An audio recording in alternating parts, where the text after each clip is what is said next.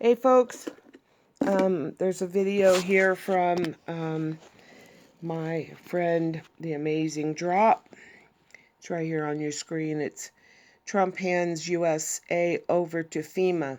Now, I tried to download this. It wouldn't let me download it. I recorded it in some of the places. The sound just disappeared.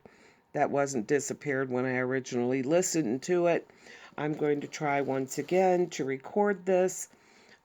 It's this video right here. And so I am going to click on it now and see if we can get it. And this map, what this map shows, are the 10 different FEMA regions. And each one of those regions has a governor that will be in charge of that particular area. So, here we go.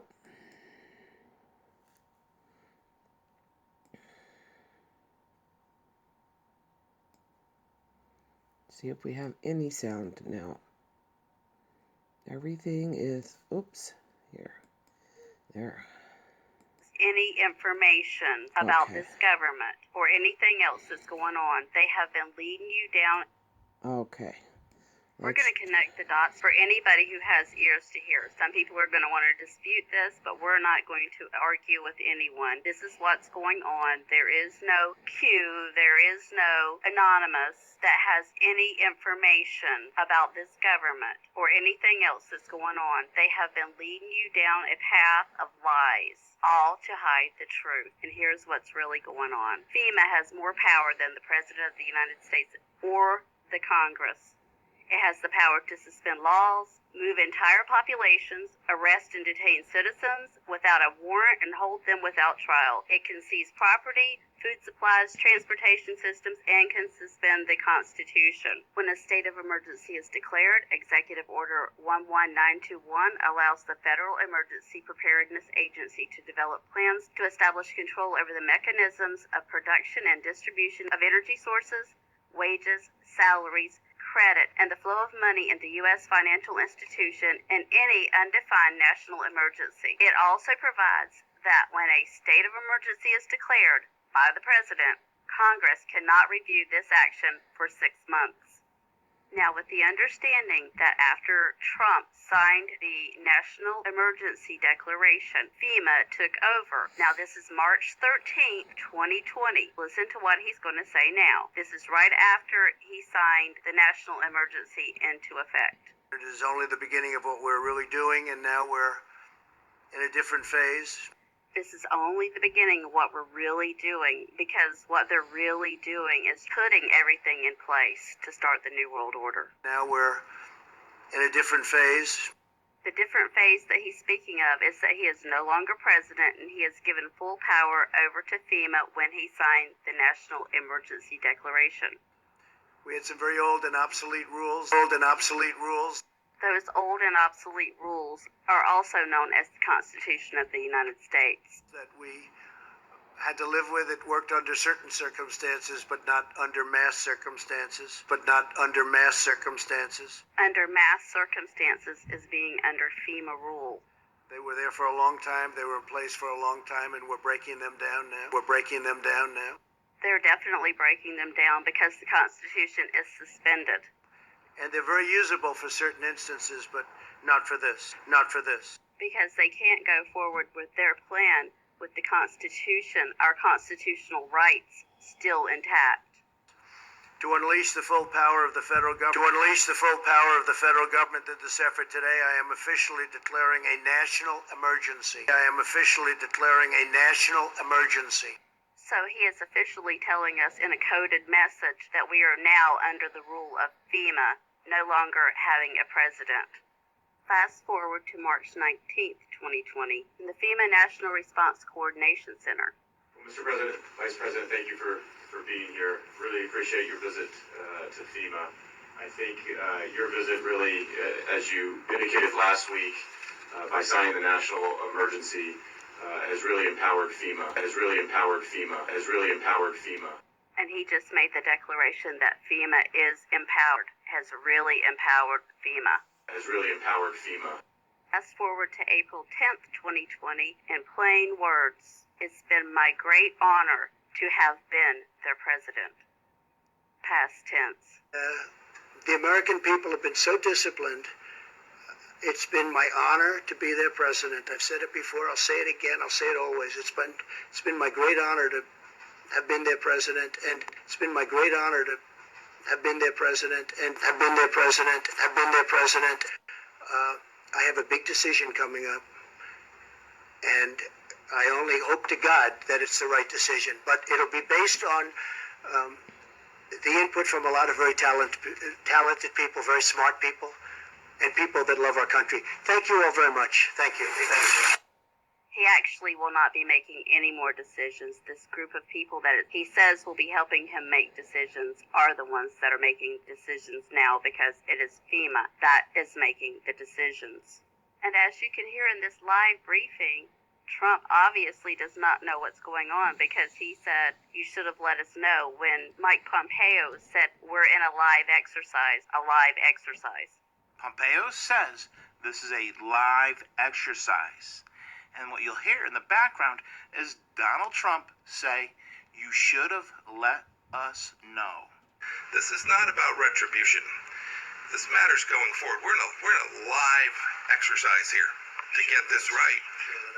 We need to make sure that even we're in a live exercise here to get this right. We're in a live exercise here to get this right. We're in a live exercise here to get this right. Does he sound like a man that's in control of anything anymore? He just looks like he has just lost his best friend in all of these videos that we're seeing now ever since he signed the National Emergency Declaration. I'm sure most of us thought that FEMA was created to help people in disasters. But here's the truth about FEMA. FEMA was created in a series of executive orders. A presidential executive order, whether constitutional or not, becomes law simply by its publication in the Federal Registry. Congress is bypassed. Executive Order 12148 created the Federal Emergency Management Agency, that is to interface with the Department of Defense for civil defense planning and funding. An emergency czar was appointed. Executive Order 12656 appointed the National Security Council as the principal body that should consider emergency powers. This allows the government to increase domestic intelligence and surveillance of U.S. citizens, and would restrict the freedom of movement within the United States and grant the government the right to isolate large groups of civilians. That's where we're at right now, people. We are all being told what to do, where we can and can't go. The National Guard could be federalized to seal all borders and take control of U.S. airspace and all ports of entry.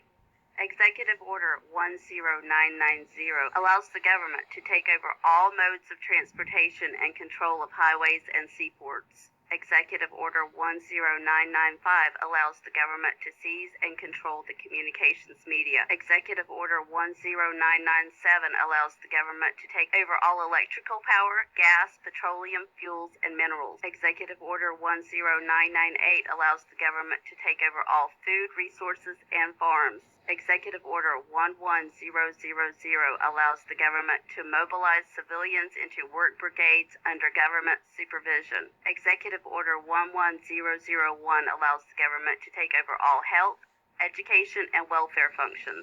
Executive Order 11002 designates the Postmaster General to operate a national registration of all persons. That's where your census comes in.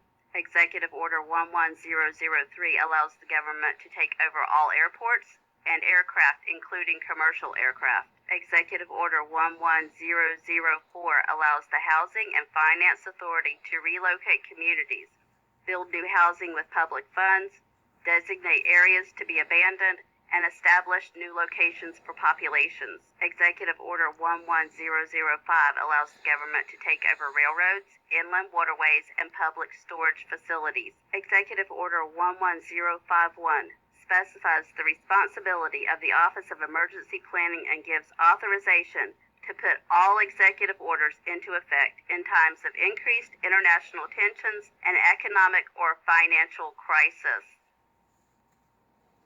Executive Order 11310 grants authority to the Department of Justice to enforce the plans set out in executive orders to institute industrial support, to establish judicial and legislative liaison, to control all aliens, to operate penal and correctional institutions. And Executive Order 11049 assigns emergency preparedness function to federal departments and agencies, consolidating 21 operative executive orders issued over a 15-year period.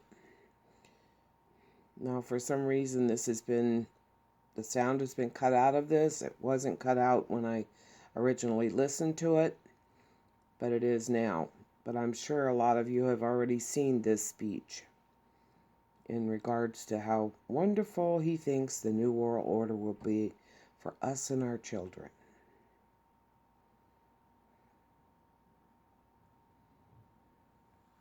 Where diverse nations are drawn together in common cause to achieve the universal aspirations of mankind, peace and security, freedom, and the rule of law.